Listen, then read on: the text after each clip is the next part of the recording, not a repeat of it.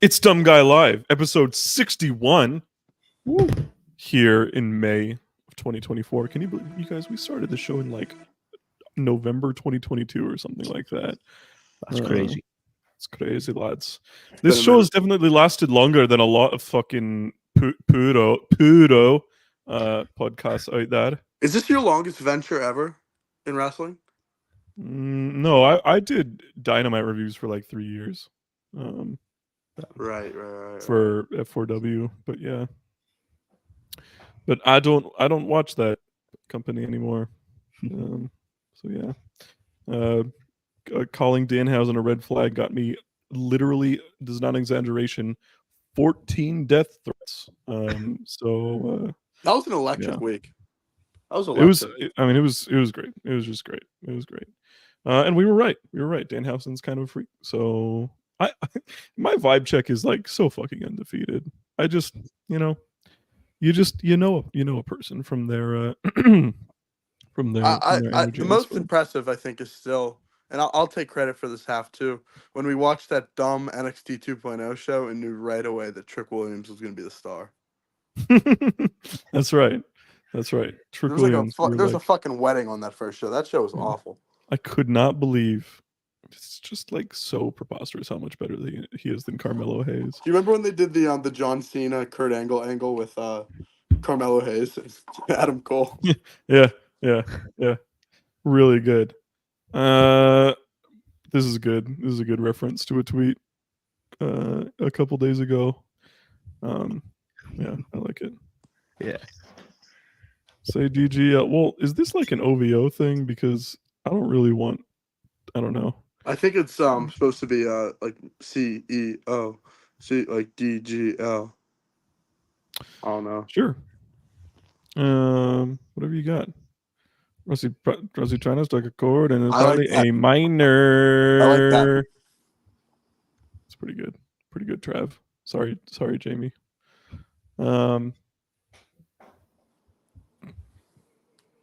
This is pretty good. I like that too. Well, I don't even care. And again, I don't particularly care either way. I don't really think that Rossi's probably that bad of a guy, but I also don't really care. I just find it really funny that everyone's using a Fumi Saito podcast to like discredit what Kenny Omega said, like forgetting that like Fumi Saito and Ross Ogawa are shoot friends, like actually. Well, and Fumi Saito's like wrong all the time. This is like not being just like shooting on Fumi, but I mean he'll always do a G1. He's like, this is going to be the story of the G1. Or the story of the G1. I think he said like T-Hawk and Kima were going to be in the G1 like 5 years in a row. Yeah. When Kenta came back, he was like, I think Kenta's going to win the G1. I was like, nope, he's not. He said B. The yen is down, folks. But we up. And that's yeah. I like that. Wait a minute. The yen is no. They got to remind us every week. God, guys, this is supposed to be an escapism. Wrestling is not supposed to remind you of the real world. It's supposed to be outside of that, but regardless. Well, I'm being told that my connection is unstable, which is don't understand it. Your audio is fine. We're going to push through. Okay, we're going to push through then. Let's start with a bit of freaking New Japan Pro Wrestling. It was Wrestling Dontaku this past weekend from Fukuoka Convention Center, of course, Fukuoka Dome, right? The two shows. It's always a 2-night show, which is actually closing, by the way. I know. Very sad. It'll be replaced by a better venue, most likely. I thought there was like one actually great match between the two shows, which sucks considering this is New Japan Pro Wrestling and it's Wrestling Dontaku. It's about as low as my interest has been in the promotion like ever since becoming a fan in some of the dark times, because you kind of knew that in the pandemic you're like, well, when they get crowds back and when they open stuff again, it'll be great. But the shows aren't great. The matches aren't that exciting. They're missing the most exciting stars like Okada and Ospreay, right? And it's just I don't know. It's just not the same, you guys. I don't know. Are you guys feeling the same way? Yeah, I did not enjoy these two shows. Uh, it really hurts, but like I think Nick Nemeth has really disappointed me. I haven't really gotten the output that I expected, and you see in him having such a big position on two shows kind of set the tone for the rest of the show. Where like if those two the big matches aren't going to hit, and then nothing else will hit. And the fact of the matter is, like I love doing this podcast, and I honestly at this point I look forward to like the banter and all that other stuff. Because the fact of the matter is, like I don't get excited to watch these big New Japan shows right now. It's just like not how it. It's not like what it was. Like even like earlier this year, I felt like the shows were better at points, and right now it's just dire. And I really hope Dominion is good and we get a good G1. But like right now, my heat check on the New Japan product, it's ice cold to me. Yeah, I'm in kind of the exact same spot. Like, unfortunately, coming into the show, my expectations were kind of met. The one match that ended up being pretty good was the one that was the only one that I thought was like going to be really good. The main event kind of of the second show kind of disappointed, but I was never like super high going into it. But yeah, it's just a shame. It's it's like it's been such a there's been so many great, periods throughout New Japan's history, and obviously it's a big part of why, like, a lot of us watch Puro as a whole. So to see it kind of in this bad moment, it's not ideal, especially when you got to make content on it. But it is what it is. All right, let's go through this, guys. Let's we don't need to go crazy with some of the pre-show stuff, like for example, Jet Way of Kyushu Pro. You gotta love him being on the show. But nah, we'll start with night one here, Fukuoka, where first was probably the TV title match. Everything else was just prelim tags. Desperado, or there was a Moxley teaming with Shota and Desperado, which was against House of Torture, but of course that was all going to be set up for the main event. So for the TV title, it was Jeff Cobb winning this championship for the first time. 0 successful defenses for Zack Sabre Jr., but this was far and away of night one, in my opinion. It wasn't like blow away incredible. It was really good. These two have good chemistry. I like Cobb a lot. I'm feeling pretty good. I get the title change here. And I think he's going to do well with his championship. So really nothing to complain about with the TV title match and the segment here. Mm-hmm.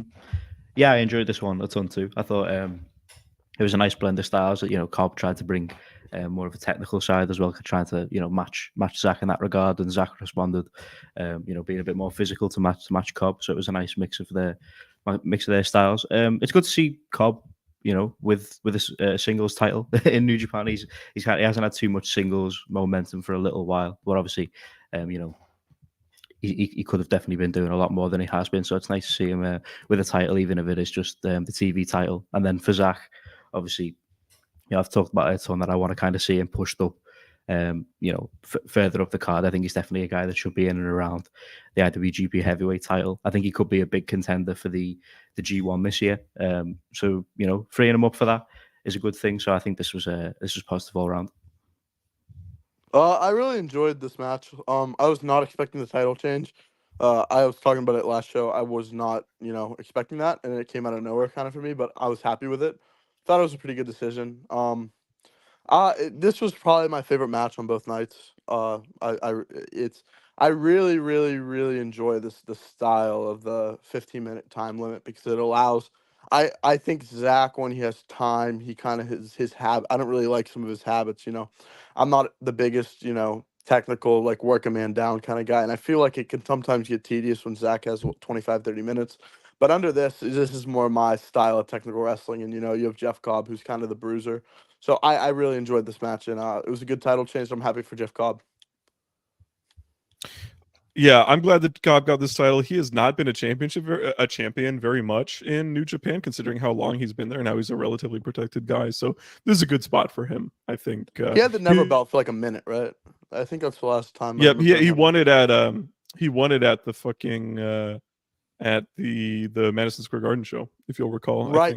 Yes, I was at that show. Holy shit. That's right. Yeah. But that show was pretty disappointing. But oh, I thought that show was awesome.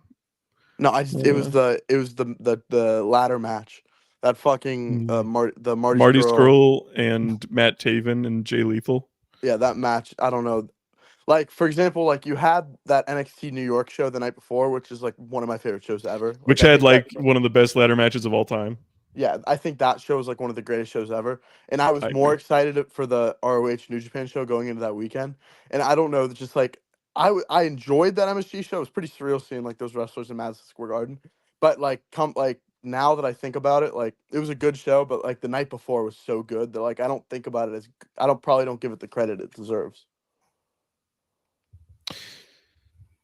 The semi-main was David Finlay defeating Yota Tsuji as expected. Again, it was like it wasn't terrible. Like, you know, I didn't think it was like awful by any means. The good like sort of New Japan style, like longish match over 20 minutes. You know, nothing. It wasn't like there was crazy interference from Bullet Club or anything like that. It was just kind of a match, but just it's like I just, you know, I'm buying into the fact that Finley's like a shitter. Like I don't buy him at all. Like it's the same way I feel when I watch It's hard to Jake take him Lee in seriously. 2024. Yeah, it is. It's like I don't know. I don't want you to beat Yota Tsuji. I don't care if you do. It's not heat. I'm just like, that checks To me, out. it's like a kid who like dresses up as someone for Halloween. That's just honestly what this is David Yeah. Finlay. Like it's Wearing literally the like Bullet you got a Club Bullet Club costume. leader costume from Spirit Halloween. You know, that's what he is. Like I just can't take him seriously. That's really the fact of the matter. Prince Devitt, AJ Styles, Kenny Omega, Jay White, David Finlay. And it's like, oh, I see why Fuck, we're at this, throwing you know? Cody Rhodes and Carl Anderson in there. Like it continues. Like he's just not at the level of the guys who've been in that spot before. Like it's so. I mean, even a guy like Tama. I mean, at least Tama like got the crowd going, could have a good match. Like this guy is not on the level of anybody who's ever played that role, whether it was official or unofficial. And like we've said, like, sorry to cut you off, Jamie, but like the obvious choice is just right there. Like, just It's fucking so obvious. make Gabe Kidd the Bullet Club leader. It's so like ripe for the taking, and they just won't do it for whatever reason. So anyway, Jamie, what'd you think about this one? Yeah, I just kind of echo everything that you said about Finlay, but just more on the match itself. I also don't think Tsuji's fully mastered like kind of timing. The more longer style New Japan matches just quite yet, like with his pacing. But you know, again, it's not like I want to see him, losing to Finlay as no one does. So yeah, not a match I enjoyed a ton, but I understand why. They had Finlay get the win, particularly with what happened on the second night, but not ideal. To me, like the thing is, like Tsuji is my favorite of the young guys, like in the promotion. But the fact of the matter is, he's not mastered the main event style. So I think you should honestly use that as a strength, and you should allow his matches to be something different. More, not to say a sprint, but more like more of a brawl. Like I don't know how to describe it, but the New Japan main event formula works for a lot of guys, but until he's there, you could really cover that up by just using him as this monster, this babyface monster, and play the story of Finlay's just the heel trying to like do tactics, and Tsuji's just overpowering it just on brute force. And it doesn't need to be that classic formula, but I think he'll get better at that formula, as he does G1s and as he works more. So I think it's a temporary problem. But yeah, this was not my favorite match, and I think to be honest with you, I just can't watch David Finlay. Like it's not it's kind of getting to go away with heat for me. Yeah, obviously what happened in the main event sort of indicates what I want to, before I forget, we have a $20 super chat here from G Soros, George, the George, friend of the show. He's one of our billionaire benefactors, but he doesn't, he doesn't own us. We are black owned. So just want to be clear about that. But G Soros says, "Dumb Guy Live, we will bring Rossi down together." thank you, George.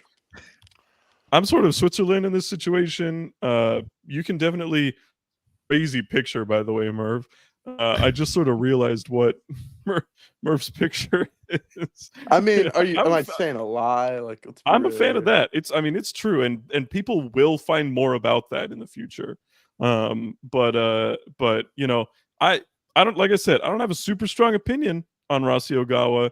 Jamie, are we gonna bring Rossi down together? I don't know about together. I think Murph's going to try his hardest, you know. I was watching that Noah show. We'll talk about it later. I was watching that Noah show, enjoying my time, and out of nowhere, Rossi Ogawa just pops up, and I'm like, "What the fuck?" Like, I can't even watch my pro wrestling Noah, my arc in peace, without this pervert just coming on my screen. So Rossi Ogawa single-handedly ruined a viewing experience of a show, which I thought was a pretty good show. We'll talk about it later. It's a great show, but Rossi Ogawa definitely made my viewing experience worse than it could have been. It's low-key crazy, like how everywhere he is. Like, he just shows up everywhere. What I don't understand is Noah's in that fucking United Japan show, which is, New Japan and Stardom, and Noah's like a big part of that. And then they have Rossi Ogawa, the enemy of Bushiroad, just fucking showing up. Like, is Noah just a place where everybody can go? Like, is that where we're at this point? I love I that for don't. them. I don't think he's as enemy of Bushiroad as he Actually, like Taro I Okada. was on a phone call with Taro Okada yesterday. We were talking on the line, and Taro Okada said he was the enemy of Bushiroad. So that's a Murph select for you. Oh, okay. I believe you. I'm sorry, I get distracted because Ibu's like getting mad on Twitter about people saying that he's like a punk stan, and it's like, Thank come you. on, man. Just drew me to something. Thank you. It's like, come on, bro. We love you, Ibu, but I hope if you're listening that you're having a good shift. Okay, main event time. Woohoo! Nick Nemeth successfully defended the WGP Global Heavyweight Championship match against the president, Hiroshi Tanahashi. This, of course, will continue Nick Nemeth's reign for months and months and months, and nothing could ever happen to him to The make next him Bruno. lose this title. Yep. I don't have really anything to say here. I agree that Nemeth has been kind of disappointing. Tanahashi is not where he was in his peak, and Nemeth, I don't know. I was really excited about him. I thought he showed such awesome intensity at Wrestle Kingdom when he first showed up, and he was cutting really exciting promos, and it just hasn't translated between the ropes for whatever reason. TNA. So, TNA I don't ruins think guys. he hasn't been like terrible or anything. Like, I've liked him, but he hasn't blown me away. I thought he was going to be a real breath of fresh air, and it hasn't quite happened. He also had like the worst match of the year so far, but it's not really his fault. But when it comes down to it, he'll probably win the worst match of the year. I don't know. That might not have even been the worst match on that show, bro. But it's the one people watched. Yeah, I mean, the worst match on that show was easily the main event. The main event. Yeah. So anyway, thoughts on Nikki Nemeth there, Rossi Ogawa? Yeah, I'm in kind of similar position. I was pretty excited about Nemeth coming in. Obviously, we'd seen kind of his peak in WWE, how exciting of a performer he could be, but it's not really been brought across. And then same we said for where Tanahashi's at in the game right now, it's not exactly his peak. So this was more of the same of what we'd seen from their first encounter, but with a little less of kind of the the excitement going in with it being the first time. But I just think Nemeth kind of it's definitely been a disappointment. So we'll see where it goes. Considering what happened on the following night. Boy, Tana looks rough. I feel like it's understood at this point, and it really kind of makes me sad, to be honest with you. But boy, he looks old, and he looked old like last year. Like, I was remembering like the matches he had. Like, he looked somewhat old, but I feel like this year it's just been on another level. And I would not be surprised if he takes a step back and soon, because at this point he looks like he's just hurting himself every night. Yeah, it's just like sad to see. Like, not because it's like undignified or anything. Like, there are some wrestlers who just like can't quit, right? And they just can't let themselves say no and realize like he's not incompetent or anything. He does what he needs to do, but when it's put up against his peak of being literally one of the 10 greatest wrestlers of all time, it's just so sad to see, because like year after year after year, even when he wasn't the guy, once Okada sort of took over, you could always count on him to just put out a classic. And it wasn't like he relied on his athleticism or anything so much as just the incredible charisma and timing. It's just kind of sad to see him not be able to lock in an incredible main event night in And the night problem out like he was a is few years ago. he probably should take a step back of some sorts, whether it's just like not working every show. But the fact of the matter is, without Okada, without, Ospreay, you wonder who's doing the drawing on some of these smaller shows. And they probably need Tanahashi on these shows. Like, that's probably how it is at this point. So, yes, Finlay retains Nemeth retains the championship, but then is, of course, attacked by David Finlay. After the match, beats him down, challenges him for the following night at Dontaku Night 2, and then we subsequently got that match. You know what I'm curious about? I wonder if Nemeth ever went against Finlay Sr. Let's see. He had to have. He definitely did. Yep. Let me look. Like many times, actually. Yeah. Including I think so. Yeah, he did. Yeah, he did. I'm trying to think live on WWE Superstars and on SmackDown in 2009. He beat Finlay. What a match this what is. else Finlay is on and this John show? Morrison versus Dolph Ziggler and Mike Knox. Knox. Cool. He still wrestles. Last time I saw WA. him was probably in TNA, the Menagerie. Yeah, he's in NW. He's just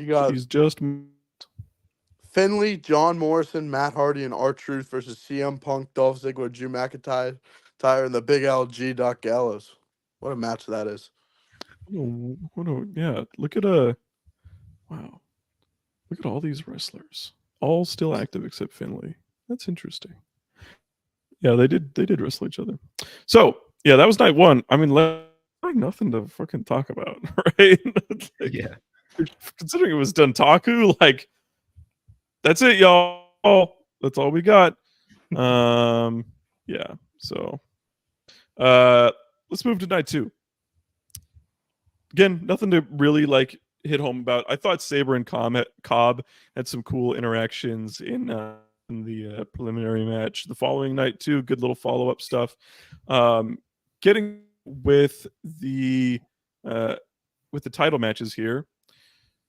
God damn it. Chase Owens is a champion. What the fuck? We were all like, nah, this is just a match. There's just a match. They won't put the title back on them. I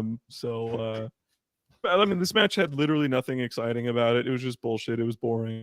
And Chase Owens and Kenta are the champions again. Yeah, there's nothing really to say about the match. It's it's Chase Owens is a champion. Kenta's not exactly lighting the world on fire either. So it's just like it just sums up the the state of New Japan's tag team division or lack thereof. Obviously, we got a few challenges afterwards, but also to make matters worse, I don't know if you guys saw, but Chase Owens seemingly confirmed that he'd signed until 2027. So yeah, what was that about? What WWE? He says that, but he'll probably show up. They're not interested. He'll probably show up at the Bash in Berlin. Well, I'd be fine with that. I would love him to join WWE. Me too. Maybe Kenta will. Hideo Itami. I doubt that. Yeah, I literally have nothing to say. It was just honestly, I'd be okay with Kenta joining WWE because he'll probably start a fight with Punk. True. Mm-hmm. Yeah, I got nothing to say. This match sucked. The one, as you alluded to earlier, Jamie, the one great match on these two shows happened next. Shingo Takagi successfully defending the Never Openweight Championship match against Gabe Kidd. We thought this match might be excellent. It was fucking excellent. It was the only match out of the 2 nights that even gave me an inkling of excellent New Japan. Definite Never Openweight Championship match here. Gabe Kidd fits into that style perfectly. I love that they sort of did the tease that he would wrestle Shingo earlier in the year, and then he didn't do it. Then we actually got it here at Dontaku, and it ended up being great. yeah, I mean, Kid is just so intense. He's like a lunatic. Shingo, meanwhile, is like, you know, the rampage dragon. He's the one who always like sort of steps up and becomes crazy and wild in these big moments. So yeah, I thought this match was absolutely fantastic, and I really wanted Kid to win the title, even though I love Shingo, of course. I thought I would have loved to see Gabe Kidd winning this title, but obviously never going to be disappointed with Shingo Takagi being a singles champion in New Japan. But fucking finally, we actually got something exciting on a New Japan show. Yeah, this was great stuff, and it was definitely the one coming in that felt like kind of can't miss considering the guys involved. It was the type of match that you'd expect with these two, you know, super hard hitting and intense right from the offset, and then obviously towards kind of the closing stretch, you get the kind of typical New Japan like fighting spirits comebacks from both. So yeah, just really good, you know, classic kind of New Japan big match feel for this. And yeah, Shingo Takagi continues as a champion. I'm never going to complain, as you said, Parker. He's a guy who I always love seeing with a title, even if it's not like the main title. But as long as he's a champion, I'm kind of happy. And Gabe Kidd, I'm sure he'll get a title sooner rather than later. But yeah, good stuff here. Definitely the match of the the night across both shows. This was a great match. I really enjoyed it. I think Gabe Kidd might be the only wrestler that I don't really care about him being like epic on Twitter, because like he's really good in the ring, and I really enjoy his matches and his styles really well. And Shingo's Shingo. He's one of my favorite wrestlers of all time, or my favorite Japanese wrestler of all time. And I really enjoyed it. Like it was a great like kind of throwback to, you know, it reminded me of like old Never Openweight Championship matches, which I think of like Shibata and Honma, Ishii and Goto, like hard hitting, you know, two guys who are bigger, you know, just killing each other. And I really enjoyed this match a lot. Speaking of, a wrestler, speaking of the never openweight division, a wrestler that Gabe did of, that for a young wrestler to remind me of is Masai. Just intensity and his Parker, of what he does. broke up. We didn't hear your the name. Sorry, it was Masato Tanaka. I've been waiting for a wrestler to remind me of this guy, because I think even age is still unbelievable. But just to hit with that it's pretty remarkable. Yeah, I think Tanaka was the inaugural never openweight champion, and I think he fits. I think he fits this division as well with Gabe Kidd. So yeah, this was great. If you watch anything, obviously it's going to be this. Semi-main event here. David Finlay is back as the IWGP Global Heavyweight Champion. Man, what a reign from Nick Nemeth, defending one time against Tanahashi the night before, and then losing it back to the shitter of the year. Yeah, I mean, just same stuff. I don't know. I weirdly, I thought Nemeth was better in this match than he was the night before, but it wasn't enough to save like the everybody and their mother knew that this was going to be a title change, and I don't give a shit. I don't want David Finlay to have the second most important championship in a promotion that I watch, and he does. So it's not great, folks. Jamie, excuse me, I'll go first here. This fucking sucked. It was terrible. You see, it wasn't even a badly worked match. Like, that's the thing. It wasn't like a match where they're botching moves and it's terrible. It just had no soul to it. It was a match that everyone knew the result. It's with a wrestler who hasn't really lived up to the hype and isn't very over in Japan versus a wrestler who just fucking sucks. And it just wasn't a good viewing experience. I've watched matches that got duds that were a better enjoying experience, because at least like they botch a move here and you laugh a little bit. Like what's that fucking match? Rebel versus Shelly Martinez. If you ask me, would you rather watch Shelly Martinez versus Rebel or Dave Finlay versus Nick Nemeth? I'm picking Shelly Martinez versus Rebel all day, because at least you can laugh and, you know, laugh a little bit. You know, this just felt soulless. I just sat there saying, you know, what am I doing with my life just watching this? And I did not enjoy it. So I'm a hater of this match. Yeah, unfortunately, I'm kind of with Murph. This just did nothing for me, and I kind of expected it to do nothing for me. Just echoing everything Murph said. Nemeth's been largely disappointing, and there's just nothing, to get behind with Finlay. As a prospect, considering how much they're going to push him. Finlay back with the title is just largely uninteresting. You can only just hope that they're eventually going to lead to this Gabe Kid takeover, but they keep. They keep doing. We've been saying that for 6 fucking months. They never pay him. The problem is that they do these stop-start pushes with Finlay, and it gives you a little bit of hope that they're kind of like losing a bit of interest, and you think, oh, they're keeping Gabe around, and then they pick back up again, and they put the second most important title in the company back on him. So it is what it is. Hopefully that they can pivot to something else pretty soon. But as far as it goes, this isn't helping the lack of interest in New Japan. But yeah. Yeah, I don't know. I don't know. Again, just like not happy with this. Like, why is David Finlay the second most important champion in your company? Why did you make this whole new championship and then give it to David fucking Finlay? Like, in a match with Jon Moxley and Will Ospreay. yeah, it's that's the fucking most thing. The match had David Finlay, Jon Moxley, and Will Ospreay. And David Finlay won. Yeah. I mean, if you're not going to win, have either of those guys win, just don't book the match. Because at that point, you're just like, what the fuck? Yeah. So, main event time. Moxley successfully retained the title against Ren Narita. You could have substituted Evil in for Ren Narita. The match would have been exactly the same. There was nothing to it that made this like a Ren Narita match or anything like that, at least as far as I was able to perceive. And that's not a good thing, because who the fuck wants to watch fucking House of Torture main events in 2024? This has been a staple for almost 4 years. Like, and it's still happening in main events of major shows. And it's gotten worse. It's gotten worse as it's gone. It hasn't gotten better.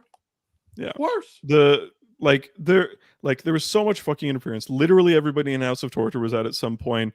Shota Umino had to come out. Fucking El Phantasmo was out. Like, or it was El Desperado, I should say, not El Phantasmo. What the fuck? But that'd be great. Could you imagine? But I mean, just like everybody was out here. The lights got turned off. People are being handcuffed. It's just like stupid. Like, it's just what like. This is the same promotion that 6 years ago was Okada versus Tanahashi in the 5.5-star match that had no story around it, literally just Tanahashi challenging, and they had a classic. And now 6 years later, it's this garbage, and who cares? I just don't know. Yeah, it's not it's not great, is it? I mean, I kind of tried to talk myself into this last week when we previewed it, and I was like, oh, it's Jon Moxley, maybe he can, he'll drag something out on Narita, because I've not been super enthused by Narita either, especially not since he joined House of Torture. But as you said, this could have been any of those House of Torture guys, and it's just like, how many times we have to see this match and it just be, exactly the same before they try and do something else. It's clearly, it's just uninteresting. It's like, it's another huge factor of this promotion not being at all, interesting outside of like a handful of guys at the moment, because they just persist with it. We thought maybe they would kind of, just take a little step back, and then just straight away we go back into a Ren Narita title match that's largely the same. Moxley, unfortunately, is 0-2 in his title matches so far. One of them, obviously, for very different circumstances, obviously, with a power injury that largely affected that match. But he does have Shota Umino next. It's not exactly in the scenario I would have picked for it at Resurgence. So, I'd prefer it on a slightly bigger stage, whether it be in Japan or Forbidden Door. But you have to imagine that those two are gonna deliver. So hopefully it's they'll be able to turn that reign around. Maybe there'll be a title change, who knows? But it's not been great so far, and I just kind of put an end to a show that was 2 nights of shows that were largely uneventful. Either I guess there was the title changes, but just uninteresting outside of 1 or 2 matches. But so things aren't looking up, unfortunately, for New Japan as it stands. This match Yeah, fucking I don't know. sucked.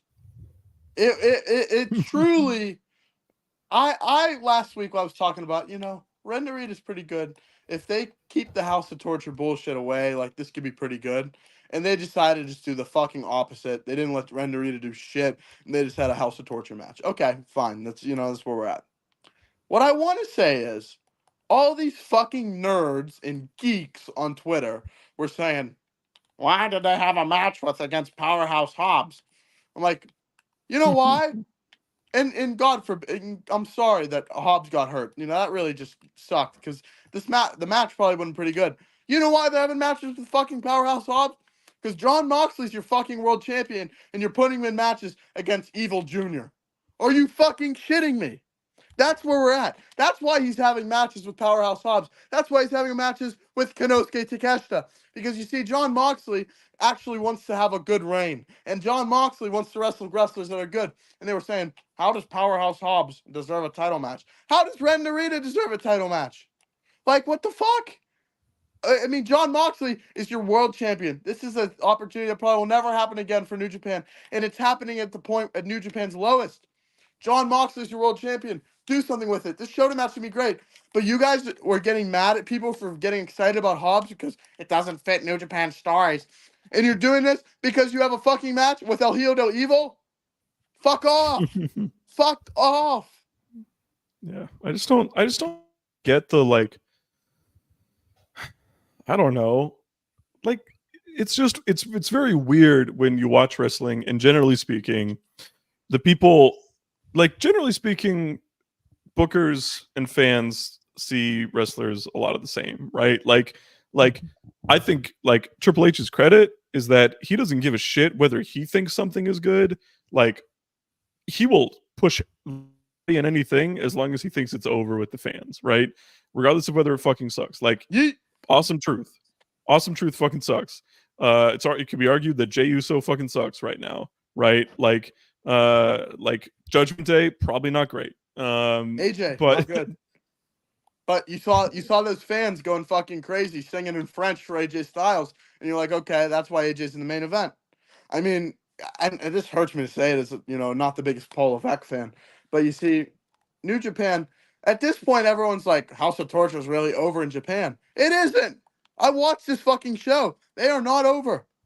And so the point is that, like, the point of me bringing that up is like there's nobody who's like, and if it's just a tiny percentage of the fandom who's like, yes, I really enjoy House of Torture, or yes, I think David Finlay is going to be a big star. Like, there's just nobody saying that. Like, it's so defiant against what people seem to want. Like, I don't know. It's just really, really baffling as somebody who's been a fan of this product for a long time. They usually have their booking is usually predictable in a good way because they have the talent to back it up, and the predictability matches with my evaluation of how good wrestlers are. Not like that anymore. The predictability is like the opposite. They're predictably, like, terrible. Now we can essentially, like, laugh and say, oh, there's probably going to be a fucking House of Torture main event sometime soon, and yeah, they're probably going to get another House of Torture main event in the next 3 months. David Finlay is probably going to defend that title in the main event of some show in the next 3 months, right? Or in the semi-main of Dominion or something like that, right? Which is just terrible. Like, I don't want David Finlay in the semi-main event of Dominion. Well, I don't know. It's just sad. I love New Japan. And if you I want it to fucking be say great. anything about it, and you say this sucks, you'll get some fucking British guys in your replies saying, "Well, actually, House of Torture sells the most merch on the specific Talking Shop." So you see, the House of Torture is a great thing, and as us Western fans, we need to learn our place and know that we are the secondary market. And I'm like, shut the fuck up, you Mark.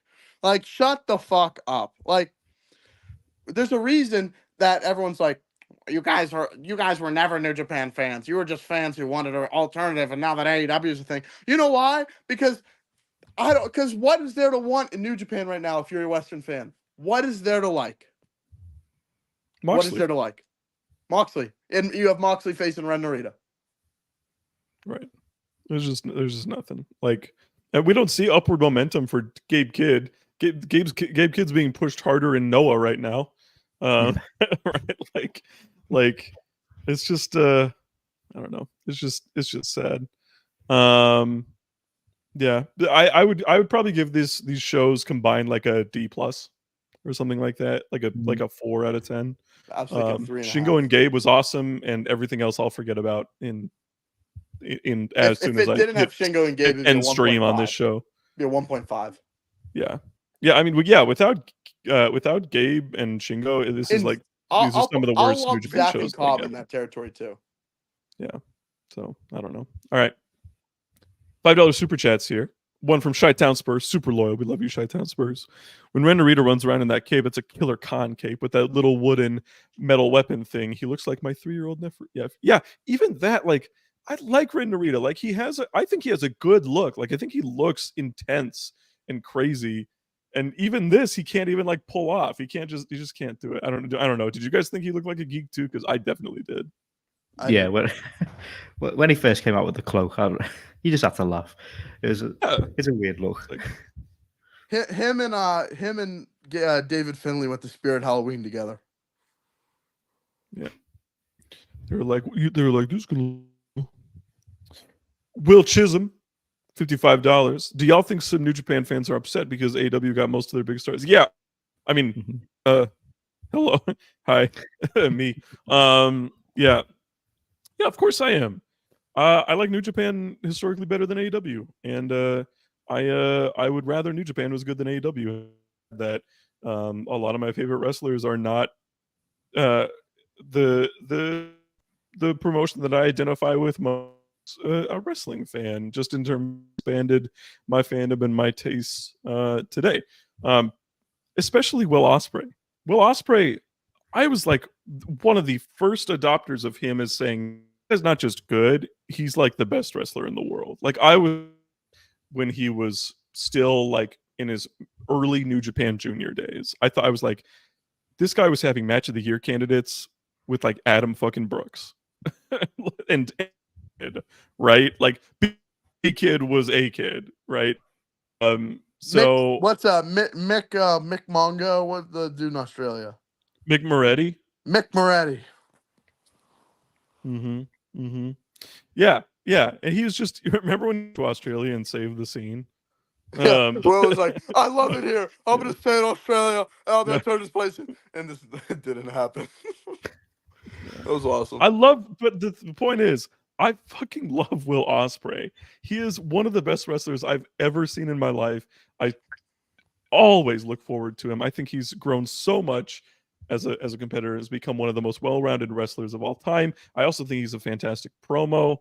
Like he is everything I could want in a wrestler. I've loved watching, and I've sort of identified him a little bit more because people kind of love to hate him for whatever reason. And I think, frankly, not to reference the name of the show, but I think a lot of his hate is mostly just because he's kind of a dumb guy.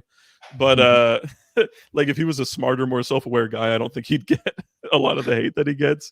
But yeah, it breaks my heart that he's not in New Japan Pro Wrestling, where he was putting on literally some of the best matches anyone has ever seen. Obviously, Okada counts for that too. But there were a few wrestlers that excited me to watch them as much as Will Ospreay did, and yeah, it makes me very, very sad because he's sad that he's gone. But yeah, I don't know. What do you guys think about the AEW getting? Here's my thing. I want New Japan Pro Wrestling to be good. I really do. I love New Japan Pro Wrestling. It was the first wrestling promotion I ever fell in love with. But you just have to look at, and the yen is down. Like we talk about it, but you just have to look at the scene. Like the fact of the matter is, New Japan Pro Wrestling does not have the money to offer what WWE and AEW are offering. And as a New Japan Pro Wrestling fan, I would rather the guys go to AEW than to WWE because that is what I prefer in that landscape. The thing is, New Japan Pro Wrestling was in no position to keep Ospreay Okada. It sucks, but it's just how it is. Like it's just the landscape in which you're in. And the fact of the matter is, I'd rather them go to AEW than WWE, and it sucks. But you know that's just how it is. There's nothing you can really do about it. Mm-hmm. Yeah, I'm kind of like share the sentiments of both your takes really. I would have definitely rather Ospreay and Okada remain with New Japan. It's obviously a big part of why New Japan feels so down at the moment because they've kind of struggled to fill that void. So if you're like a diehard New Japan fan, I could definitely see where like a little bit of AW resentment would come in. Just on that, but it goes back to what Merv said. It's like they can't exactly offer the same. These guys have got to make like a living out there. If you get a big offer from one of these big American promotions, it's understandable that they're going to take it. As much as we'd like them to stay, I always want my favorite wrestlers to be in the promotion that I prefer. But that's just what it is. There's not really too much that I don't think they could have done too much to convince them otherwise. But yeah, that's just kind of how it is. And just to end this point, if you're a New Japan fan and you're mad at AEW, just think about this.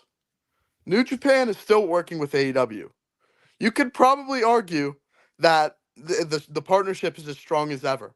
John Moxley's the world champion. Rocky Romero is the EVP of an executive vice president of both companies. If New Japan Pro Wrestling isn't mad at AEW, then why should you be? I mean, yeah, I'm sure they are. like, I think they're both probably very frustrated with. If New Japan was mad, John Moxley would not be world champion. Well, no. Again, I don't know that that's true. I think that it's probably like they're probably Forbidden very Door still happening. Rocky Romero works for both companies.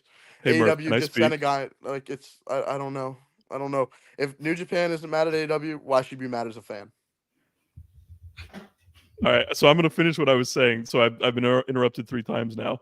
The point is that I think it's possible that they're probably very frustrated with AEW in the sense of consistently signing a lot of their best talent. Again, that's not like but then you still make the cost benefit analysis and saying, well, yeah, breaking off this relationship is probably going to be less profitable for us in the future and doesn't really, I wouldn't say that like deters wrestlers from leaving in the future or anything. But still, yeah, it's probably definitely true that they're like annoyed that a company that is ostensibly working closely with them is also signing most of their best wrestlers. Like that was one of the big reasons they didn't work with AEW in the first place. AEW was founded on former New Japan wrestlers, right? And that was like one of their big hangups was like, no, you don't take our biggest foreign stars, Omega, the Bucks, Cody, Jericho, and then just start your own promotion. Like that was one of the big hangups and frustrations. So yeah, and again, I don't like blame anybody per se. Like I'm not like mad at AEW for signing wrestlers that they want. Like I think that's valid. You should like if you're running a company, you should do what you want. I don't hate the wrestlers for sure. Like wrestlers should get a fucking bad because Ospreay's gonna fucking kill himself in the ring one day, and he should live the most like get the best life he can while he's with us.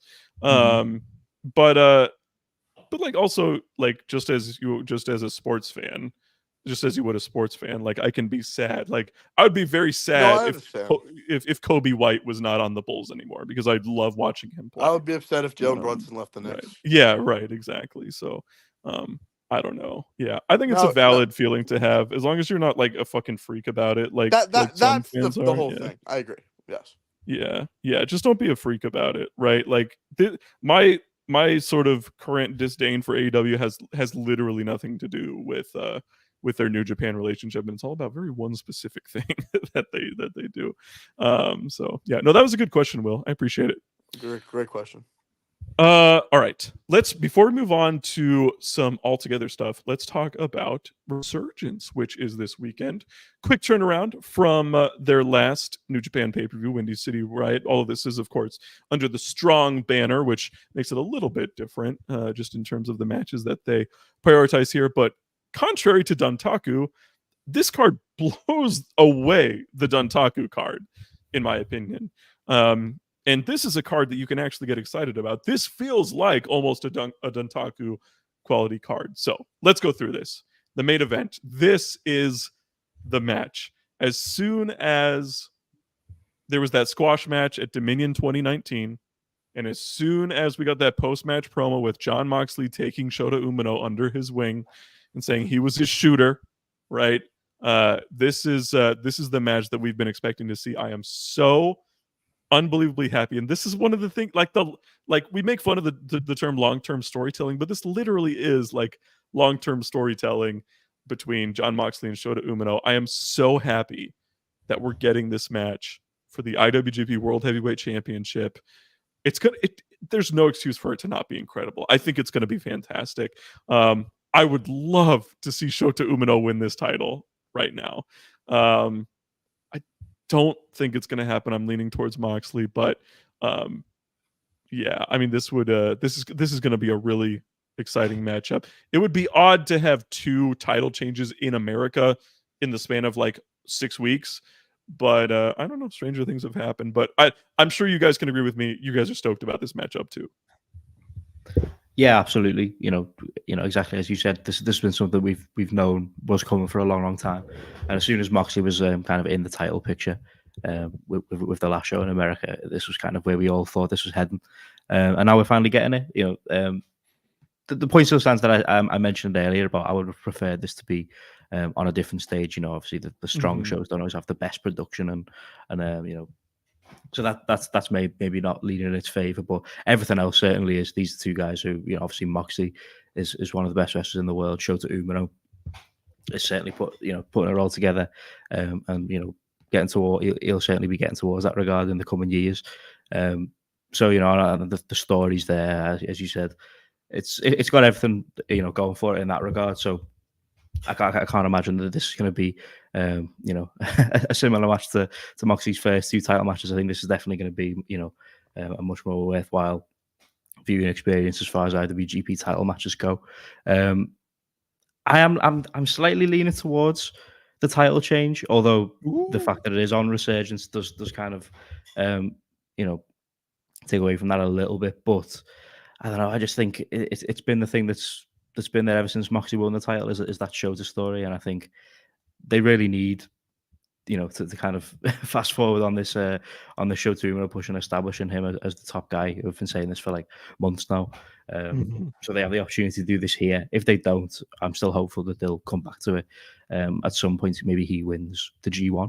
And they run it at Wrestle Kingdom. It certainly feels like something they could build up to that point. But regardless of results, this should be excellent. This match will be really good because it's 2 great guys with a lot of chemistry and a lot of history. I wish this was in Japan. That's my one hang up with it. But you know, if New Japan can figure out how to mic the crowd right, and I think it was better for Windy City Riot, honestly. But I think this would be really heated and really good and a lot better than Narita. And I expect Jon Moxley to retain. Okay. All right. Well, good. We disagree, which is good. The New Japan Strong Openweight Championship. They're finally done wrestling each other. It's not that it's been bad, but this is finally the match I think that we're waiting for between Eddie Kingston and Gabe Kidd for the Strong Openweight title. The no rope last man standing match. If they lean into the stipulation, I think it's going to be awesome. I think it's going to be super violent. And I have no reason to believe this won't be incredible. Gabe Kidd is one of the 5 most reliable guys in the company at this point. And while I'm not the like biggest Eddie Kingston stan like some people are, I do think he's great when he needs to be. And I'm definitely looking forward to this one on this show. Mm-hmm. Yeah, I think Eddie Kingston's kind of style and the way his matches are structured, I think will work perfectly with what Gabe Kidd brings to the table. We've seen like glimpses of these 2 with a couple of their interactions, but this is going to be kind of hopefully the decisive, you know, the blow off between the pair. I think Gabe Kidd is going to get this title here. I think this is where he picks up his first with a singles gold. But yeah, this should just be an absolute brawl. You know, I imagine there'll be a bit of blood involved. Which would be unsurprising considering the names involved. But yeah, super looking forward to this. We've been waiting a little while and we're finally getting it. So this one should be great. Thank fucking Christ about this stipulation, because there are 2 Eddie Kingstons. There's Eddie Kingston, the brawler, who's a great wrestler. I really enjoy his matches. One of my favorite wrestlers. And then there's Eddie Kingston, Mr. Puro Man, who is one of the most annoying wrestlers in the world. I hate it. Drives me fucking insane. You're a great brawler. Stop. You're not Kawada. You're a half Puerto Rican, half Irish guy from the Bronx. You're not Kawada. Sorry. I don't know if this would burst your bubble.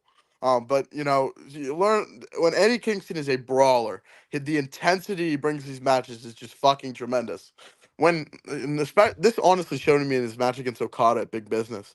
He was wearing these weird ass long pants, and he was doing suplexes. I'm like, please stop, punch him, throw him out, kick him, do Eddie Kingston moves. Stop trying to be something you're not. So thank God for the stipulation, and I think Gabe Kidd will bring out what Eddie Kingston should be, and it'll be a pretty good match.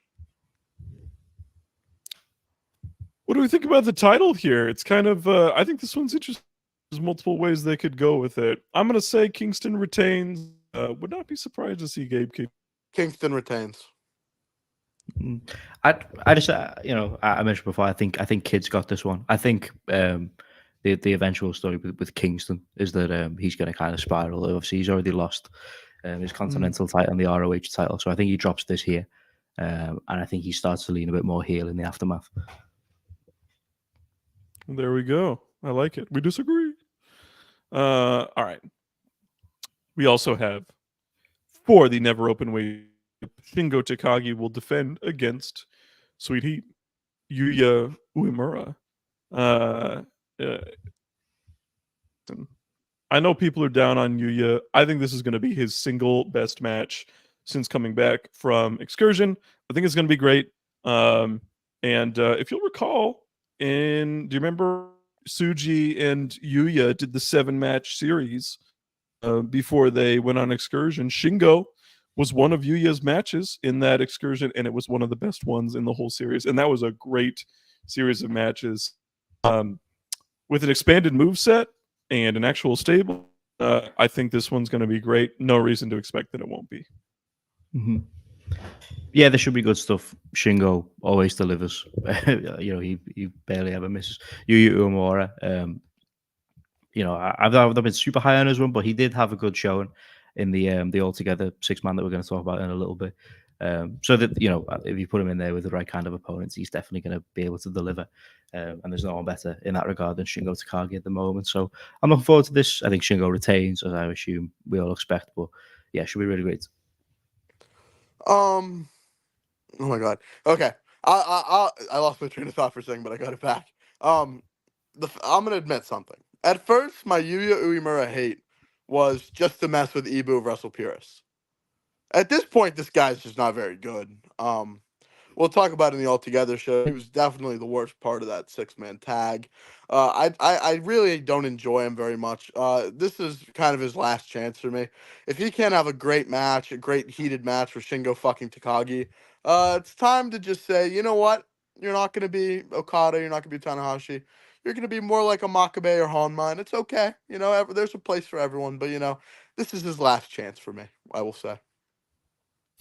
His last chance. He's been back for 6 months. Yeah, it's feast or famine. This is a dog eat dog world. I mean, look at Tsuji. Look at what's his name, Umino. I mean, it's a cold, as to quote Eddie Kingston's theme music. It's a cold world. Bundle up, So Yuya, this is your last chance, buddy. If not, we're gonna start saying you're a good hand, and good hand. I won't sell my Yuya stock for at least another years unless he just completely is just terrible night in and night out. All right. New Japan television title. Jeff Cobb will make his first defense against Lance Archer. This is a super fun match. This is a G1 match here. 2 big guys, and should be great. Should be quick. Probably won't go longer than 12 minutes or so, but should be really exciting for the time that it's out there. Mm-hmm. Yeah, I really like throwing these two together under the 15-minute time limit. I think we're going to get a really nice, a big man sprint, if you will, just kind of whacking each other for a bit, hard hitting strikes. Should be a really great first defense for Cobb. Cobb's already got another match, I believe, seemingly set up with Ishii after the Altogether show. So I assume this is going to be a successful title defense for Cobb. But yeah, it should be a great start to his reign. This will be really good. I'm a big Lance Archer fan, and I think if they go like a quick 8 or 9 minutes, just them beating the shit out of each other and doing power spots, this will be very good. And I predict Cobb to retain. All right, singles match again. This is one that's this is the Dave Meltzer special. This is when people are like, you're biased. This is the match that he always says, am I biased if I like Hiroshi Tanahashi versus Zack Sabre Jr. matches? It's good stuff. So yeah, Tanahashi versus Sabre. Even with the pretty washed Tanahashi, you got to think this is going to be fun. You got to think the crowd's going to be hot for it. Sabre is kind of on the best run of his career. And these two do have unbelievable chemistry. They've had like 10 singles matches in New Japan by this point, and literally none of them have been anything less than very good. No reason to expect this will be any different. Mm-hmm. Yeah, even in this period of Tanahashi's career, where he's not really able to kind of do a lot of the stuff he was able to do from the majority of his career. His matches with Sabre have kind of been the outlier, and that they're always they always tend to deliver. So no reason to believe that this won't be any different. And I think Sabre's great run so thus far this year is going to continue. I just continue on. We got a $4.99 super chat from Rossi himself. Somebody say Mari Gold. Say Mari Gold. Hey, Paul Levesque, are you my friend? Let's share talent. Let's share talent. Oh, okay. I like this reminds me of that tweet from Julian Weeks during Mania weekend, who was like, Street saying Rossi's going to announce his new promotion under the WWE umbrella this weekend. I was like, I don't really think the streets are saying that. But I was walking through South Philly, and everywhere I went, I was just trying to get a cheesesteak, and the guy at the cheesesteak counter said to me, "Yo, did you hear about Rossi?" I'm like, "No." So yeah, the streets were saying that in Philly, actually. Yeah, I was at the barbershop getting a lineup, and one of the old heads sitting there was like, I'm really excited about Victoria Yuzuki in the future. So streets saying that's the streets, baby, and fuck Rossi. Move on. All right, I'm not gonna get. We spent a lot of time on fucking New Japan, but so the rest of the matches, couple more title matches. Stephanie Vaquer will defend against Alex Windsor. Windsor's a good wrestler. Osprey. Yeah, Osprey. Yeah. So she'll probably be pretty good because she's taking the Osprey hammer. Talent is sexually transmitted, so she'll be pretty good. She was really good before Osprey, but anyway, Naito and Tsuji against Finley and Kenta. That could set up like a global title match, I guess. We'll see. Could also set up a tag title match if Kenta gets pinned. Wouldn't hate to see Naito and Tsuji as the tag champions. Like, that'd be pretty sick to me, but I don't know. That's too fun for New Japan, I guess. Tom Lawler, Fred Rosser and Tom Lawler against the West Coast Wrecking Crew. Team Filthy explodes here. It'll be fine. This is like a very New Japan strong match. TMDK will defend openweight titles against GOD. I really hope they retain. I don't give a shit about Phantasm. That was gone, by the way. Yeah. He's going to WWE to join the Bloodline. Did you see Tongaloa fuck up this spot? Did you see the video of Tongaloa fucking up? I couldn't bring myself to care. It was like, really? It's so fucking funny, dude. An all-time funny WWE moment. Tongaloa's arrival. No. All right, and now that makes me think I need to watch it because it's a fan cam. It's like a fan cam video, and you know how yeah. I saw the tweet about it, but yeah. So I'll check it out.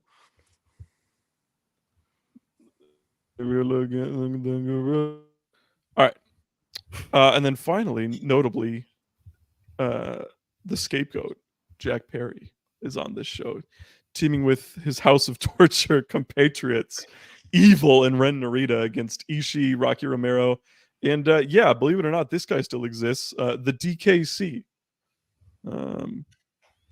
So yeah, did you know that DKC has only wrestled 4 matches since the Super Junior Tag League last year. Wonder what that's about.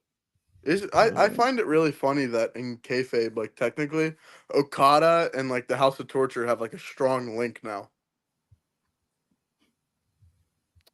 Okada and the House of Torture have a strong link because Perry's in the elite. Right. The House of Torture 8 team up is going to save wrestling, probably. Imagine there's like a 10-man tag on Dynamite. Okada. All right. If it was Okada, the Bucks, Jack Perry, and Evil against I don't know, FTR and like all the FTR verse people, and then like Moxley or something like that. All right, that this would be fine by me. I would tolerate that. I would return to watching AEW for one night for that. That I'm open to that idea. I like the sound of that. That was good, Murph. That was good. All right, so yeah, I'm looking forward to this show quite a bit. So much better than Dontaku. And yeah, should be good stuff. So that'll be Saturday this weekend. So yeah, check it out. Let's see here. Let's go to United Japan Pro Wrestling, everyone's favorite promotion, UJPW. Ooge. Huge. They had their show from the Budokan. Their debut show. Obviously, the sort of collective partnership show from all the main promotions in Japan. What a rough this crowd. was really good. It was a great show. Kind of sucked. What? Yeah. I found it really funny, like the tweet, like where they had like 4,000 in Budokan, and then you go to like Tokyo Dome. Yeah, and then you see that. Yeah, it's like, oh god, it's like people hanging from the rafters in the Tokyo Dome for Inoue. Like it's terrible planning on their part. Man, I was tapped into the Inoue fights. Yeah. Former Beast of the Week. Inoue, now you're Inoue. Yeah, that he's so sick, dude. But anyway, I thought this show was really good. Like, crowd wasn't great, but I thought this was a great show. Really, nothing to dislike, in my opinion. We don't need to go super in depth in every single match. Definitely want to go in depth in this main event, where we had Kaito Kiyomiya, Shota Umino, and Yuki Ueno beating the team of Kanoshi Skywalker and Yuya Uemura. I thought this match was great. It was awesome. I love all 6 of these wrestlers. And man, to his credit, Konosuke fucking Takeshita was the standout wrestler, at least for me, in this match. And that's saying something, because these are some great motherfucking wrestlers in this match with him. And he is just on another level. Like, how impressive for him to start off as just... And he wasn't like, in DDT, it wasn't like he was like this special type. He was tall, right? But he was kind of skinny. Didn't have that much to him. He started really young. Dude looks like a fucking star. And he is just undeniable at this point. If I was starting a wrestling promotion, he'd be in my first 5 people that I drafted or signed or whatever. I thought he was the best part of this match. And I thought Kaito was the best foil on the other team. I thought Kaito really stood out. Nothing to take away from anybody else. I thought everybody did their part well. Shun, I thought, kind of stood out in not a good or bad way, but just kind of a weird way. And then I did think Yuya did kind of feel like a weak link, as you pointed out earlier, which is disappointing, because I feel like he's got it in him. But regardless, I thought this was an excellent match. The babyface team got the win as expected, but I really do have to shout out how awesome Takeshita was in this one. Mm-hmm. Yeah, Takeshita's like, I've said it for a while now, he feels like he's very much in that conversation for best in the world on current form. He's put it all together. He finally feels like the complete package. Considering some of the guys he's on the roster with, just in AEW, to stand out amongst that crowd is says a lot. But he's an insane wrestler at this point in the game.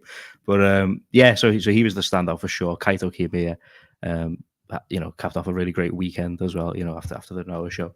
But yeah, I thought all the guys had a pretty decent show. Yuya, he did definitely stand out, when I saw the lineup announced. I think if Tsuji wasn't wrapped up in the LIJ, Bullet Club thing, I think he would have been a more fitting choice for this 6-man. But you know, it is what it is. But yeah, I think, you know, everyone kind of delivered on the night. But yeah, man, Takeshita just continues to be one of the best wrestlers in the world. So he's a standout for sure.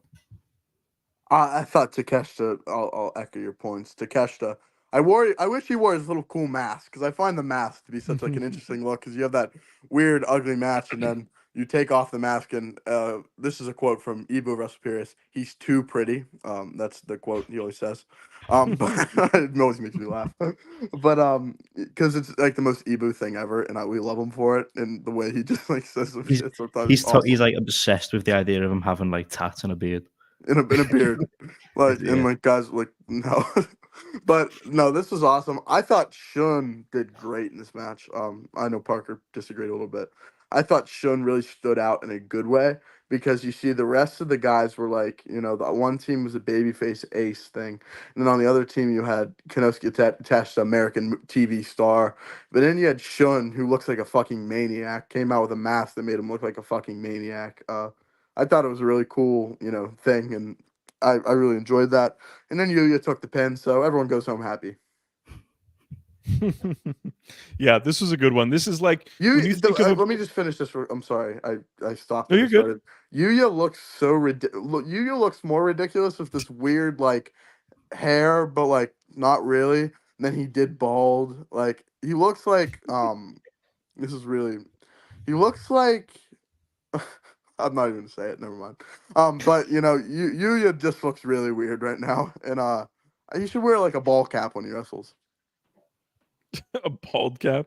A ball cap. Like you should wear like a ball cap, like a Pirates hat or like a Yankee hat. Like what's the Dragon Gate stable? The oh my god, the baseball players. Oh, it's just Naruki Doi, second Doi. Yeah, that's right. Right. And they did second Doi, first Shimizu and catcher Yoshida. Stupid. You gotta love it. We don't need to go super in depth into every match on this show. We did have the hilarious double shitter of the year team in the semi-main, which made me so happy to see David Finlay and Jake Lee teaming together. It was such a Dumb Guy Live team when you put them with Gabe Kidd, who we are like Gabe Kidd's strongest soldiers, at least in the in-ring stuff. Such a hilarious team to put out there against an LIJ partnership. This match was nothing like special. It was kind of goofy, but man, I was smiling. I was like, fucking Jake Lee, dude. It's 5 New Japan wrestlers and it's Jake Lee. It's like, he's just such a fucking weirdo. Like, I don't know what else to say. He's just a strange man who finds himself in strange situations. Oh yeah, I love Jake Lee. It's not ironic. I don't know. I like the guy. I fuck with his vibe. He's like, you know, he's like, okay, all right, Jake Lee. Yeah, but I joked last week when we previewed the show that this would have felt complete if we had the other shitter of the year, Tango Loa, in the mix. We found out where he was going. You know, yeah. Unfortunately, it was like that day or the day before we found out that he went to WWE, and it was like, man, what a banner week for our shitters of the year. Good for so them. You know, when we do this again, you know, at the end of this year, we'll see. You know, maybe shit of the year isn't that bad of a deal. Yeah. It's a blessing. Yeah, this was fun. It obviously sets up the Naito and Jake Lee match that we're going to get. I believe it's been announced for a Noah show late this month, I think. But I might be making that up. But yeah, it seems like we're heading in that direction. This is a super fun match, Murph. I know we didn't get the Kai and Sonata team up, but I think this was just as fun as what we were going to get. I had fun with this. Yeah, Chris Brooks and Zack Sabre Jr. against Taichi and Kai. A lot of this was built around Sabre and Taichi's history. Brooks and Sabre have been teaming in DDT, and they're a really fun partnership. And then Kai is such a fucking like natural. He's just like a guy who you could put on any card, and he'll just manage to make himself get over. I thought it was great in this match. He's such a versatile wrestler, in my opinion. Super entertaining. He's a guy who can he's a guy who's an All Japan lifer wrestler. He went to Wrestle One, and then just ended up in Dragon Gate to do like 2 dates, and then he just never left, and he just became like a Dragon Gate wrestler. So, but he's so like on that roster, he's so different. But like here, he kind of like was in more of his natural like zone. So I thought it really like allowed him to adapt, and I really liked the spot at the end where Taichi reunited with the two of them, and then they just fucked with Kai at the end. Good stuff. We had 10 friend of the show, Ninja Mac, was team in this juniors. Definitely major spot fest. Everybody looked good. Even Hayata, I thought he looked good, although he didn't really stand out or do anything per se. He just was sort of fine. But we did see the Ninja special. I love Alpha Wolf and Dragonbane on a. Yes. This was easily the biggest stage they've ever been on. They lived up to their hype. I love those guys. I think they're awesome. Them in New Japan. But yeah, this was good stuff here too. I love the finish here because if you've been watching Dragon Gate, basically Yamato has been torturing Kota Minoura for months. He's just been beating the shit out of him, pinned him at Dead or Alive, and then here, Minoura finally got his like revenge on Yamato and pin. And I also love the Yamato and Hiromu Takahashi interactions. I always find that to be a really funny duo. Yeah, I was going to say the exact same thing that the P did. I think the Los Golpeadores duo, Alpha Wolf, Dragonbane, they're awesome. So seeing them on this stage was just really cool. But yeah, echoing everything that you guys said already. I've met those guys. They're super chill. They were the stars of the Lucha War of Attrition at Warrior Wrestling. Great stipulation. Yeah, they're great. I wish he still went by El Hijo del Canis Lupus. I thought that was such a great name. Yeah. Alpha Wolf is pretty sick, and he's got a good look with it too. So nothing to complain about there. Yeah, good stuff. A lot of people say that this match was the match of the night, though, and that is Daisuke Sekimoto and Tomohiro Ishii against Jeff Cobb and Masa Kitamiya. And I would not disagree if you think this. So I think for me, it was about as good as the main event. This was never open weight, big Japan, heavyweight, hard hitters down to a T. For the best big guy brawlers in Japan, big guy in the sense of like sort of their style, not necessarily Tomohiro Ishii's stature. But yeah, this was excellent.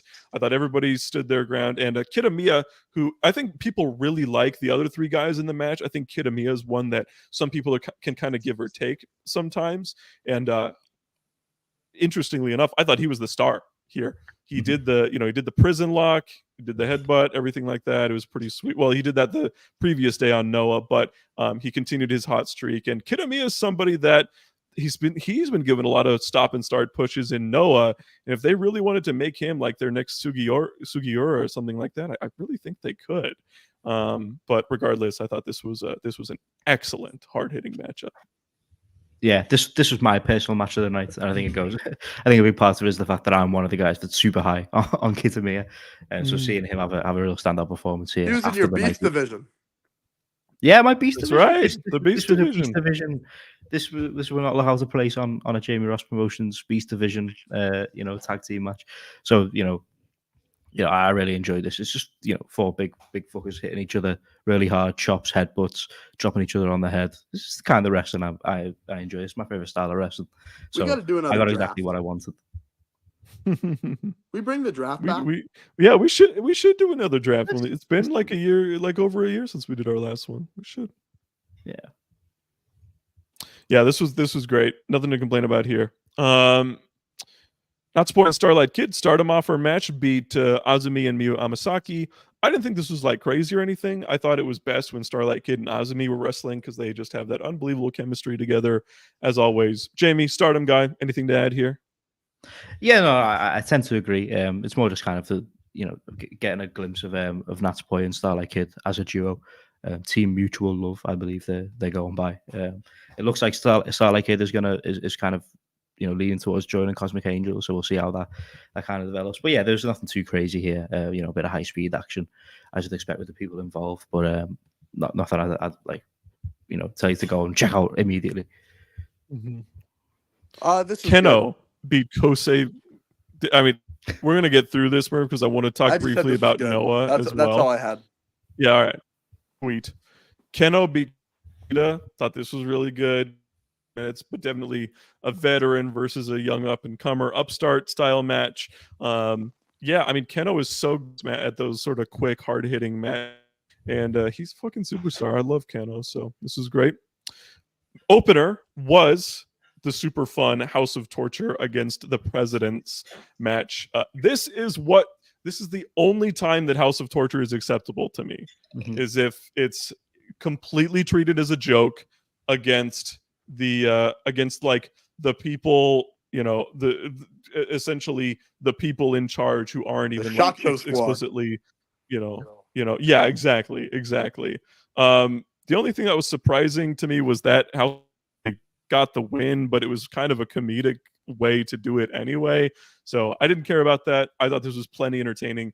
The most entertained I've been with the House of Torture match in a long time, and that's saying something considering it's long. Yeah, this is the right use of them, and it's a fun way to kick off this type of show with the people involved. So no complaints here. Right.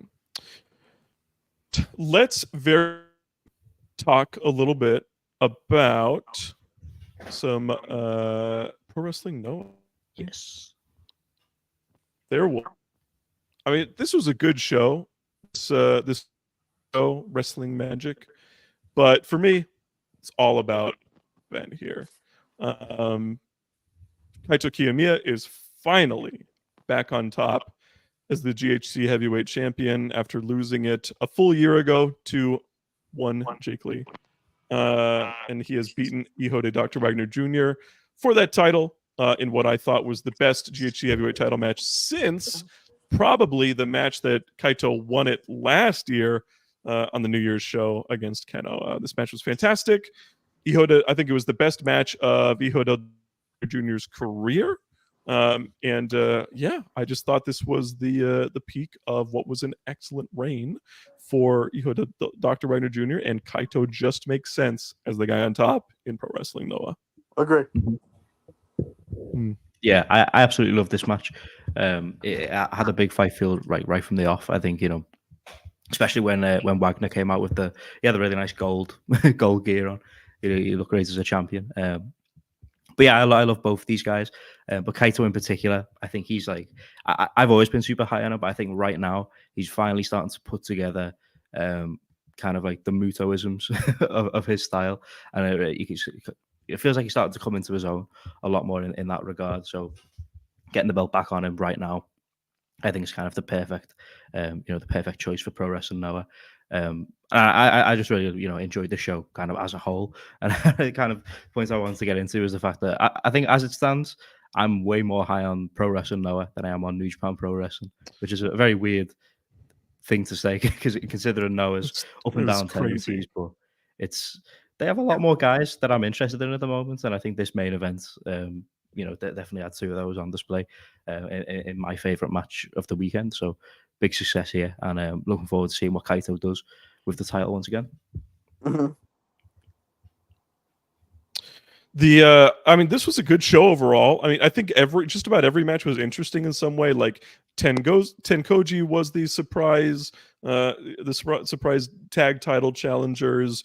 We got Tajiri as a surprise. I love Tajiri, so I was really happy to see him out there. Yeah, gray hair Tajiri, old man Tajiri. We did have a Marigold offer match, taking on the Noah regulars with Sayuka. And of course, some of I always forget what they're called. What's the group that like Takase and Nozaki and Sumer are in? Who are they? They're like Prominence. No. Colors. It's not. Nomads. No, it's Nomads. not. Nomads. That's right. So Nomads girls. Fuck, how did I go for two? No, you're good. You're good. There's a lot of them. How Jamie? How'd you like the Marigold offer? Yeah, I really enjoyed it. This was kind of what I was hoping for from this match. They got a lot of time. This was the second longest match on the show outside of the main event. It went about 18 minutes, so this was really fun. you had some nice interactions with Julia and Nozaki. They're seemingly setting up, a future match between the two of them. Utami and Takumi Iroha as well, similar in that regard. I think Mirai looked good in this. I kind of maintain, I have for a while, that Mirai, as much as I'm not like super high on her, I think her biggest downside to her game is that she doesn't really, similar to how I pointed out with Suji earlier, the pacing of her in longer matches isn't the best. But when she's in, a shorter match or this kind of environment and a multi-woman match, I think she shines better, in shorter bursts. And so that was the same here. But yeah, a good showing from all 8 involved. I think there's definitely going to be involvement from the other 4 in Marigold. We already know that Nozaki's going to be on the first show. So we had the card announcement for that. But yeah, successful first glimpse into Marigold. So looking forward to the future. I'm going to praise this match. This is some Marigold praise from Murph. I enjoyed the length of this match because it gave me enough time to go to the bathroom and shower before the next match instead of just the usual go to the bathroom. So thank you for the length of this match because it really allowed me to, be efficient. Murph hates women. That was very brave of you. I don't think women's matches are bathroom breaks, but that's just me. I don't find women's matches to be bathroom breaks. I find there was one women's match on the show, and you used it as a bathroom break. I find Marigold matches to be bathroom breaks. During Marigold's first show, I'm gonna have a lot of time. Jesus, going to the bathroom a lot? No, I'm probably gonna read a book or something like that. Okay. Keno versus Yamato was on the show. Thought it was fun. But really, the only other notable thing I want to talk about, there was some notable stuff on the show, but the one thing I want to talk about was that. Well, hold on. Actually, there's 2 things that I want to talk about. One was quickly Hitoshi Kumano wrestled on this show after being forced in retirement 4 years ago due to injuries. Just cool to see him back. I watched his retirement match at Cork and Hall in front of no fans, and it was very sad. So to see him back, it was very encouraging. But what I really wanted to talk about was, again, Alpha Wolf and Dragonbane were such the stars of this junior tag match, to the point where I'm like, they might be the best tag team in Japan right now. Like, they are as good as they come, not just junior tag teams, but tag teams in general. I think they're just as consistent as they come. So I thought they were incredible. I tend to disagree. Well, you would. I know you have other. I think Dragon Kid and the Rookie Doi are the best tag team in Japan, personally. I thought you were going to say that, and that's okay. You're allowed to think that, but unfortunately, if you keep talking, we're going to lose viewers. So let's stick to the plan here. All right. No, I think that's about good for today, folks. It's time for the Beast of the Week. I was on Muscle Beach this weekend, and there were some beasts there, but nobody as beasts as the beast that we're about to choose tonight. Jamie, as always, kick us off, please. Some of you that are locked into my part of the screen, they may have noticed I just headbutted my microphone, and that's very appropriate because my beast of the week is Masaki Tamiya. It's a good choice. I like it. He had 2 excellent showings this weekend. I thought he's a super standout performer. We didn't talk about his match with Takashi Sugiura super in depth, but this was one of those matches I'd absolutely recommend you go check out from that Wrestle Magic show. These guys this is one of the matches that was, I believe, unannounced out of the 12, and these guys just came out and beat the shit out of each other. Kitamiya delivered an absolutely brutal headbutt, which I'm sure a lot of you will have seen, made the rounds in a few clips on Twitter. And then, as we talked about, he had the standout showing in that tag team match on the All Together show, and the guys he was in there with, are some of the absolute best in that kind of style of wrestling. So to emerge from that being the guy that everyone was talking about, I think you've got to give him the Beast of the Week for this week. So Masaki Tamiya gets my pick. I thought I love that pick, by the way. There are 2 wrestlers that I want to shout out really quick for having a cool performance this week before I get to my actual pick. One is Miyu Watanabe, who was phenomenal in her defense of the Pop Championship in DGPW against Shoko Nakajima. Like, DGPW, not me, but because I'm not a fan. And but like generally speaking, but I am a fan of some very specific wrestlers on that roster, and Miyu Watanabe is one of them. She has been showing exactly why we clamored for her to be the champion for so long. She's making assume TJPW Wonder make her champion earlier, so she was excellent. I also want to quickly shout out V Boy Smith Jr., who wrestled a 26-minute match against Kento Miyahara in the main event. Beast member Kento Miyahara, by the way, the main event of Korakuen Hall in the Champion Carnival. This match was fucking awesome, you guys. A Kento champion Triple Crown title defense.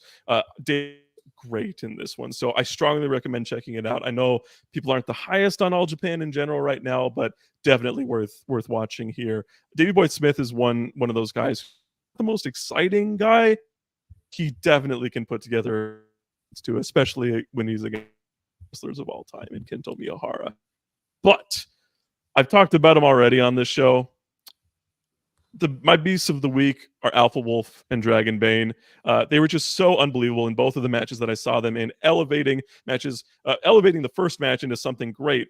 There weren't fucking Brother Yashi was in that first match, and they still managed to make it great. And then in the second match, they managed to stand out in a showcase of 10 of the best junior heavyweights in Japan. That takes something special. I think Alpha Wolf and Dragon are the beasts of my week. Collective, I'd like to nominate Naoya Inoue, 2-time Collective Beast of the Week. That's fine by me. I'm with it. He's a fucking animal. Okay, my Beast of the Week. Man. He's the only boxer I would ever consider waking up to watch in the middle of the night. So yeah. Okay, my Beast of the Week, in my opinion, has been the best wrestler in all Japan this year in ring. This guy has been one of the best baby faces in wrestling, and it's really remarkable how far he's come and how much he stepped into his spot. This guy had one of the best spots I think I've ever seen in the main event match this weekend.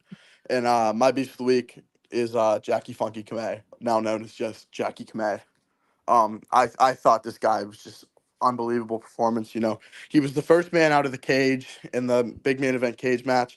Hyo actually sacrificed himself for Jackie to come out and had a really cool spot where there was on a pulley over a crossbar, and Hyo pulled down with the two heels, and then Jackie just rose up and grabbed the flag.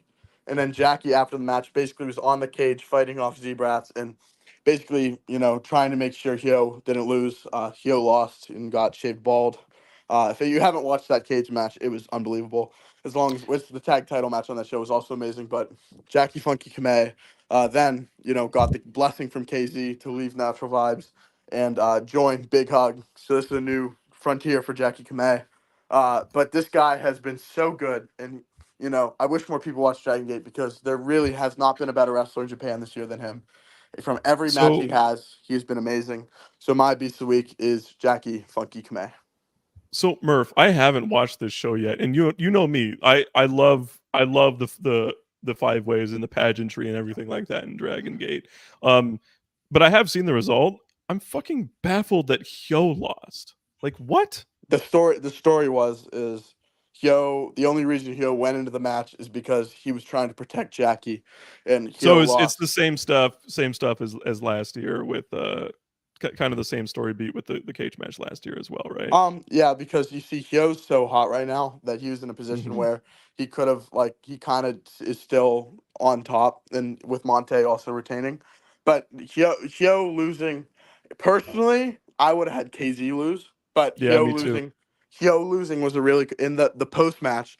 The match was great. I gave it 4.25. I thought it was a really amazing match, but the post match was unbelievable. The post match was the best Dragon Gate storytelling thing I think I've ever seen. So it was up there with Kness for me. Nice. Well, okay. I'm really looking forward to watching that. Really quick before we go, I almost forgot. Super chat from Mamspan84, $1.99. Odds on Marigold versus Stardom at a future altogether. I'm gonna say low for now. You never know in wrestling. Anything's possible. I genuinely think we're probably more likely to see TJPW versus either of those promotions than we are to see. It's not happening. Stop asking. Toru Okada would never stoop to that level. Yeah, I think. I tend to agree that we're more likely to get TJPW. They are under the UJPW banner. I was slightly surprised that they didn't appear. this past weekend, but I think we'll get that at some point. Marigold thing. Taro Okada mentioned in a Tokyo Sports thing that he would like down the line for them to like cross over, maybe some kind of anniversary thing. But Rossi's kind of like, I don't know if that's gonna happen. Yeah, I don't know about that. But yeah, I don't know. But one thing before we wrap up, I did it last week. I want to say again, I don't know how many people we currently have still watching. I'm sure it's millions. If you're still here, comments down below. I don't know what you can comment anything. You can comment P's shirt. You can comment about Murph's. You can comment about my resemblance to Jey Uso. Yeah, you can talk about that. You could talk about, I don't know, what you guys are looking forward to in the future. You can talk about what would you like to see us do on the podcast. I don't know, anything. Just say anything. Comment. Apparently, it helps the algorithm. So do that. We will read all of them. Yes, I do. Vain. Thank you so much for those who stuck around. Beasts of the week are Masakita Miya, Alpha Wolf and Dragonbane, Naoya, and Funky Jackie Funky Kame, not Funky Jackie Kame. Now just Jackie Kame. Funky, get it right, Jackie. Yes, but Jackie Funky. Thank you everybody for watching, and we will catch you next time. Stay dumb.